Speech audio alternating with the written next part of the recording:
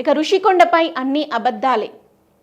పర్యాటక భవనం పేరిట కేంద్రానికి దరఖాస్తు, పర్యాటకుల కోసం వసతులంటూ అనుమతులు, అందుకు పూర్తి విరుద్ధంగా నిర్మాణాలు. గతంలో అక్కడ ఏపీ టీడీసీకి చెందిన హరిత రిసార్ట్స్ ఉండేవి. వాటి స్థానంలో సీఎం క్యాంపు కార్యాలయానికి ప్లాన్ వేశారు.